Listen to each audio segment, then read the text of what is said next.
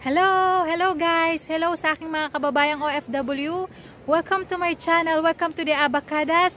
And if you're new to this channel, please click mo na po yung subscribe button and bell notification button para updated ka sa mga next videos na i-upload ko.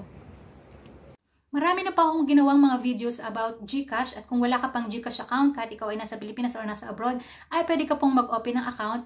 Ilalagay ko na lang yung link sa taas or sa description box.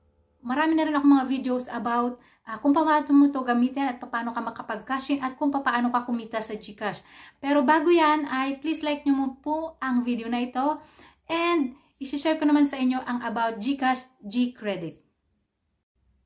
So for this video, ang isi-share ko naman po sa inyo ay about sa Gcash Gcredit. Kaya kung kabayan, kung ikaw ay merong Gcash at ito ay fully verified, I suggest na gamitin mo palagi ang iyong Gcash account, either na mag-cash in ka, mag-send ng money, mag-pay ng bills, mag-save, mag-invest, and sa pamamagitan niyan ay madadagdagan yung iyong G-score. So yung G-score mo ay kailangan mong mapataas para ma-activate ang iyong Gcash Gcredit. So, sa pagdami ng mga transaction na nagagawa mo, sa pagtaas din ng iyong G-score. So, kapag na-meet mo na yung G-score na limit or pwedeng i-activate yung iyong Gcash Gcredit, ay pwede mo na itong gamitin sa pagbabayad ng iyong bills, electric bills, water, utilities, ganyan. At saka yung mga iba pang features ng Gcash na pwede kang magbayad.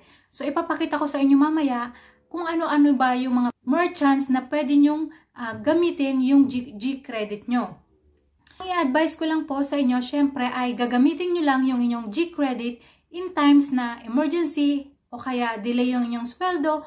Pero, pwede nyo rin po gawing side business. Pwede rin po kasi, halimbawa po ay yung mga kapitbahay mo na magpapabayad ng mga electric bills, water bills, ganyan.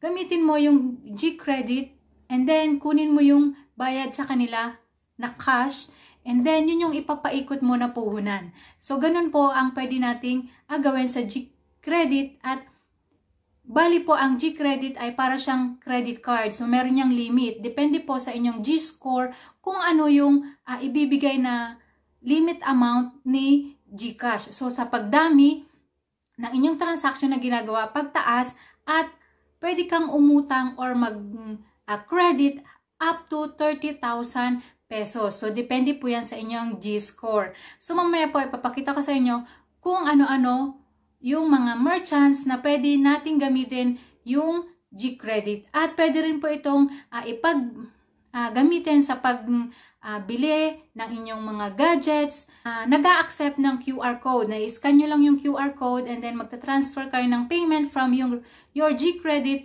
to Gcash account ng seller.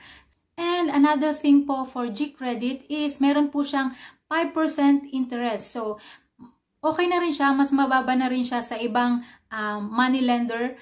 And then, ang computation po nito ay kapag maaga kang nagbayad, mas mababa din yung interest na babayaran mo. So, naka-computed siya sa araw per day. So, kung hindi mo pa nakukumpleto yung 1 month, kasi yung 5% is within 1 month. Pero kung nagbayad ka advance with hindi pa nakakapag 1 month, so mas mababa yung babayaran. For example, umutang ka ng halagang 1,000. So, ang 5% nun is 50 pesos. Pero binayaran mo ito after 5 days. So, ang babayaran mo lang, total na due mo lang is 1,005 pesos. Kasi binayaran mo siya within 5 days after mo siyang inutang. So, mas maganda po ito kaysa dun sa ibang money lender na kahit mag-advance ka or kahit mas maaga kang nagbayad ay same pa rin yung interest na babayaran mo sa isang buwan.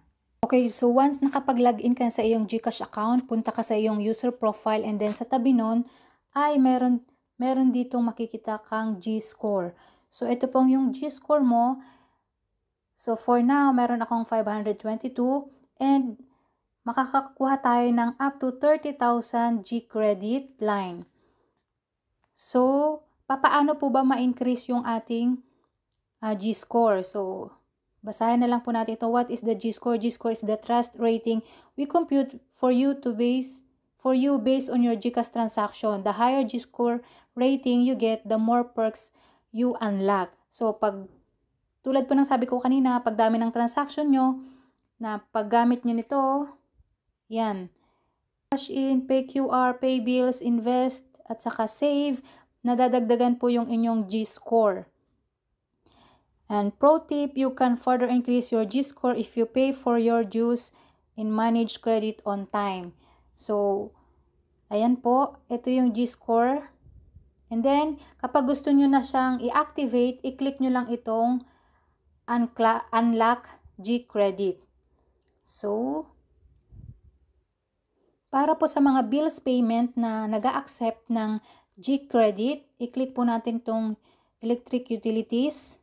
Ayan, kung mapapansin nyo po, mayroong nakasulat dyan, also accepts Gcredit. Ibig sabihin po, pwede kayong magbayad gamit ang inyong Gcredit.